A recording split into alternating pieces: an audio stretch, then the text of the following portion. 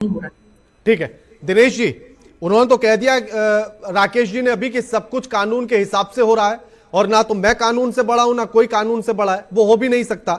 लेकिन उन्होंने कहा कि जो भी कुछ हो रहा है वो कानून के तहत हो रहा है और सब पर यह कार्रवाई होगी, जो जो दोषी होगा, बड़ा छोटा कुछ नहीं देखा जाएगा। राणा जी जो है, हम भी उनको कुछ बता देते हैं। संविधान के अनुच्छेद 21 के तहत हर व्यक्ति को गरिमापूर्ण जीवन जीने का अधिकार है, चाहे वो अमीर हो चाहे गरीब हो। वो अगर भारत का निवासी है, भारत का व्यक्ति है, तो उसको भी गरिमापूर्ण जीवन जीने का अधिकार है, उसको भी छत के नीचे रहना। सुन लीजिए, घर बना लो क्या? सुन लीजिए, बीच में टपकिए मत राकेश जी, टपकिए मत। सुनिए सुनिए सुन लीजिए, सुनो पहले सुनो पहले सुनो पहले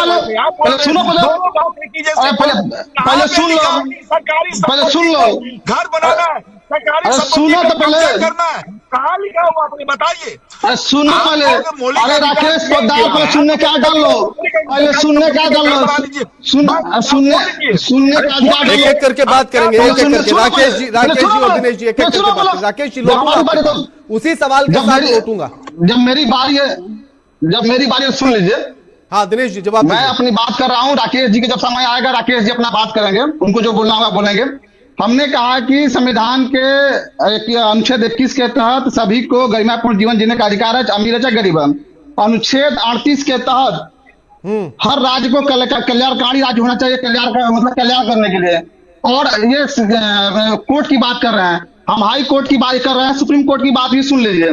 सुप्रीम कोर्ट ने जब 9 सितंबर सुप्रीम कोर्ट ने जब आज 9 सितंबर 2013 को फैसला दिया, निर्देश दिया, उसके बाद 1 मई 2014 से एक नियम बिहार है पूरे देश में लागू है, स्ट्रीट वेंडर जीविका संरक्षण और नियम अधिनियम 2014। तो उसके तहत यह है कि जो भी आप किसी का भी दुकान तोड़ेंगे, किसी भी भूमिहीन का घर तोड़ेंगे, तो आप उसको पुनर्वास की व्यवस्था करेंगे, उसको वेल्डिंग जोन देंगे।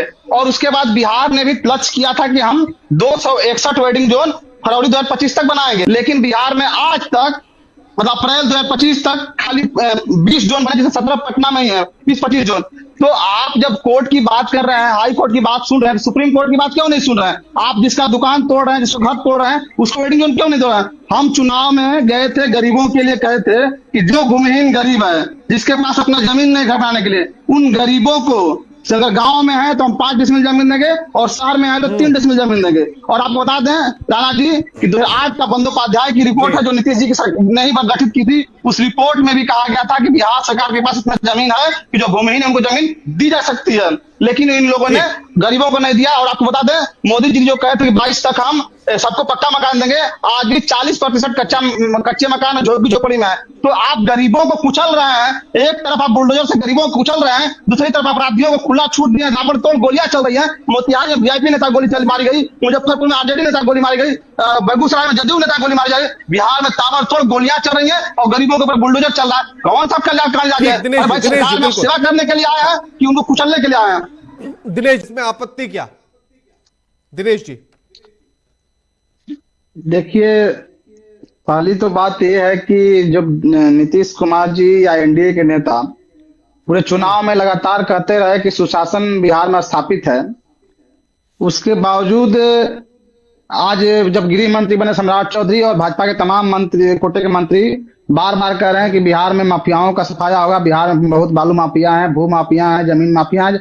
और जबकि उनके साथ खुद ही एक शिक्षा माफिया बैठा रहता है मंत्रालय में, मंत्री बना हुआ है भाजपा से। तो मतलब खुद सवाल करते हैं कि क्या नीतीश कुमार का सुशासन था? तो अगर सुशासन था तो फिर माफिया कहां से आए? पहली बात। दूसरी बात यह कि आप बिहार में जब से सरकार बनी, चुनाव के समय जो उनके मुद्दे थे और उसके बाद क्या कर रहे हैं इन्होंने, जिस तरह से सरकारी तंत्रों का, सरकारी संसाधनों का दुरुपयोग करके सत्ता में आए, उसके बाद इनका अहंकार दिख रहा है, जिस तरह से बयान दे रहे हैं।